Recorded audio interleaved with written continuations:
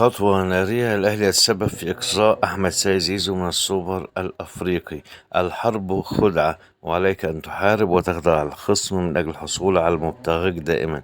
وهي النظرية التي يتبعها دائما أصحاب القيادة الحكيمة في اتخاذ القرارات ما قبل المباريات المهمة التي لا تقبل القسم على اثنين.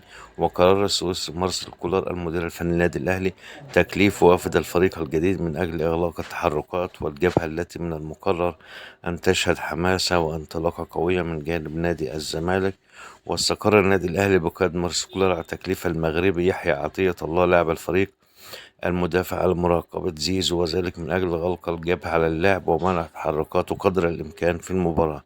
ورأى كولر أن غلق الجبهة على زيزو سوف يكون من خلال الاعتماد على عطية الله صاحب الأداء المتميز والذي أبلى بشكل جيد أمام جورماهيا الكيني في مباراة الإياب التي جرت بين الطرفين مساء أمس. ويرى المدير الفني للنادي الأهلي أن غلق الجبهة على الزمالك سوف يمكن حسين الشحات من أن يستفيق في الانطلاق للأمام والزحف على وسط الملعب وإجراء العرضيات والاختراق من العمق، بالإضافة إلى التهديف والتمرير. ويتطلع السويسري مارسيل كولر المدير الفني للنادي الأهلي أن يحقق البطولة الأولى له في الموسم بانتشاء الحصول على درع الدوري بعد مباراة الفريق أمام جورماهيا الكيني مساء أمس في إياب دور 32 من بطولة دوري أبطال أفريقيا، والفوز في مجموع المباراتين بسداسية نظيفة.